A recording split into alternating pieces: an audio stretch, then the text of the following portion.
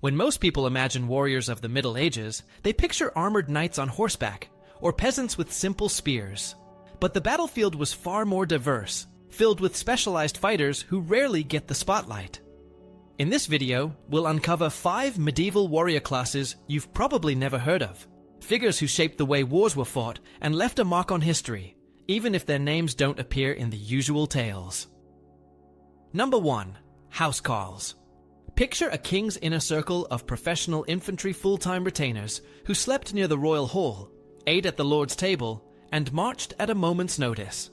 That was the housecarl, a salaried, oath-bound warrior whose job blended bodyguard duty with frontline shock combat. Unlike part-time levies, these men trained year-round and lived from war pay, gift-giving, and grants of gear or land. Their oath was personal and specific: keep the Lord safe, stand fast in battle, and maintain discipline even when militia lines buckled. In return came steady wages, food, winter quarters, and prestige that set them above ordinary freemen, but just under the great landholding elite. Equipment tells you how they fought. A typical housecarl wore a long mail hauberk with a coif or separate hood, a conical helmet with a nasal bar, and a sturdy gambeson beneath. The shield was often the kite type, good for protecting the legs in dense infantry work, and the sidearm a pattern-welded sword or sayax. But the signature tool was the long-hafted Dane axe, a two-handed bearded blade that could shear shield rims, maim horses, and punch through mail when swung in coordinated volleys. In tight formations, they layered defense and offense. The front rank braced shields and short weapons. The second rank timed axe strokes over the top, turning the line into a flexible cutting machine. Their battlefield value rested on cohesion. Housecarls drilled to keep spacing, rotate the wounded to the rear, and read the banner's signals. They were used to anchor a shield wall on key terrain ridges, ditch lines, or the edge of a wood places that disrupted enemy cavalry, and funneled attacks into kill zones. When a breach loomed, small files of housecarls counterpunched, buying time for the wider line to reform. In set-piece encounters of the mid-11th century, they were the difference between a levy that merely showed up and an army that could actually hold ground against disciplined horse or missile fire. Their role wasn't just battle day. On campaign, housecarls policed foragers, guarded siege trains, and enforced order at river crossings, where a panicked crowd could doom an army. In peacetime, they trained with the lord's retainers, inspected spears and arrows for the seasonal levy, and served as tax escorts when silver had to move along exposed roads. Law codes placed them high in the social price lists. If one fell, the compensation was steep, because losing a trained guardian weakened both the court and the countryside. Recruitment drew from several streams: seasoned warriors from the north who sought steady pay, ambitious locals aiming to climb, and veterans from coastal fleets who already knew strict discipline. Advancement was realistic. A capable housecarl might receive a ring, a fine horse, or a small estate to support his gear. Some veterans later shifted into mounted service or managerial roles, overseeing armories, drilling household men, or commanding detachments at royal sites. After the political upheavals of the late 11th century, a portion adapted to new overlords, while others sought employment abroad where professional infantry were prized. What stayed constant was the template they embodied: salaried, kit-heavy, oath-tight soldiers who made early medieval armies more than crowds with spears. Wherever a ruler needed a wall that would not break, he put housecarls there, and expected them to stand until the banner fell, or the enemy did. Number 2. Longbowmen.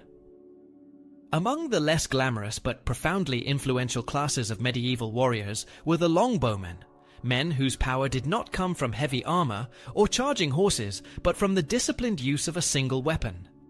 The longbow was not just a larger version of a hunting bow. It required extraordinary strength and years of practice to master.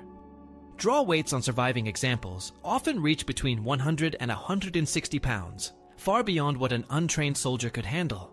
Because of this, boys started training from an early age, building the muscular endurance needed to loose arrow after arrow for extended periods. Archaeological studies of skeletal remains even show deformations in the arms and shoulders of lifelong archers, evidence of the physical toll their skill demanded. The effectiveness of the longbow lay in its combination of range, rate of fire, and penetration. A skilled archer could send between 10 and 12 arrows into the air each minute, creating deadly volleys that disrupted cavalry charges and broke the cohesion of infantry formations. Contemporary accounts describe battlefields where shafts darkened the sky, with arrows falling like a storm onto advancing troops. Mail hauberks and even early plate could be pierced at closer distances, and horses often fell before riders even reached contact. Against enemies who relied heavily on shock cavalry, this tactic shifted the balance of power, proving that disciplined infantry with ranged weapons could blunt elite mounted troops. Logistics were crucial to making this work. Armies needed tens of thousands of arrows prepared in advance, bundled and transported with care. Fletchers worked constantly to produce standardized shafts, while bowyers selected yew wood, carefully seasoned to achieve both power and flexibility. Each archer carried a sheaf of arrows, but relied on supply trains to maintain fire throughout long campaigns. This level of organization shows how the longbow was not just a weapon, but part of a broader military system that required planning, industry, and state support. Beyond the battlefield, longbowmen had a social and cultural role. Their training was embedded into law codes that required regular practice on village greens, turning archery into both a civic duty and a communal event. This fostered a pool of capable fighters who could be called upon in wartime, blending the line between professional soldier and armed freeman. Unlike heavily armored knights, these men represented a different kind of martial power, one rooted in collective discipline and technical skill rather than individual wealth or noble lineage. Their legacy reshaped military thinking, demonstrating that massed missile troops could decide engagements, alter strategies, and force even the most prestigious warriors to adapt or fall. Number 3. Hobelars. Hobelars were a distinctive class of medieval light cavalry, whose role was shaped less by chivalric ideals and more by the practical demands of rough terrain, rapid movement, and constant skirmishing. Unlike heavily armored knights, who relied on large warhorses bred for shock charges, Hobelars rode smaller, more agile horses, often referred to as hobbies.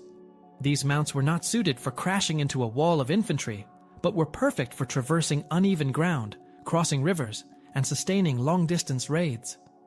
The men who rode them were lightly equipped compared to knights, usually wearing a padded gambeson, sometimes reinforced with mail, and carrying a mix of weapons such as spears, swords, and occasionally javelins.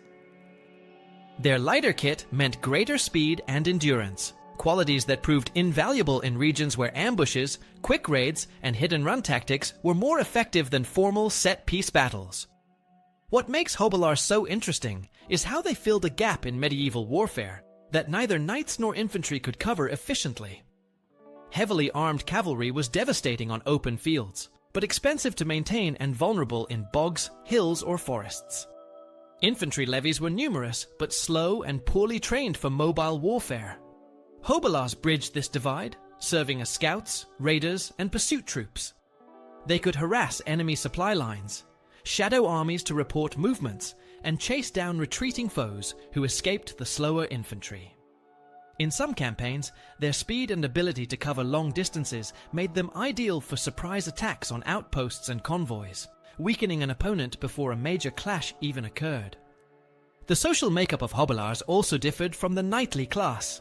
While knights came from wealthy backgrounds capable of affording expensive armor and horses, Hobelars often came from lower-ranking free men or minor landholders who could maintain the lighter and cheaper hobby horse.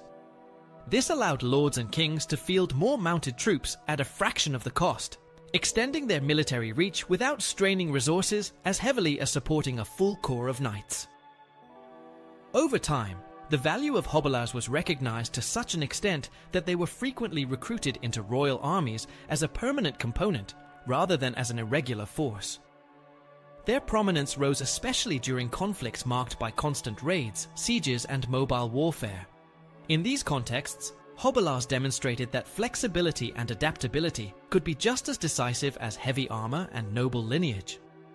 While knights captured the imagination of chroniclers and poets, Hobelars quietly provided the backbone of reconnaissance, raiding, and pursuit operations that often determined whether campaigns succeeded or failed. They reveal a side of medieval military organization that depended less on spectacle and more on efficiency, showing how armies adjusted to geography, economy, and the realities of prolonged conflict. Number 4. Billmen. Billmen were one of the most characteristic, yet often overlooked infantry types of the later Middle Ages, representing a shift away from reliance on swords and spears toward polearms that combined versatility with sheer stopping power. The weapon they carried, the bill or billhook, was originally an agricultural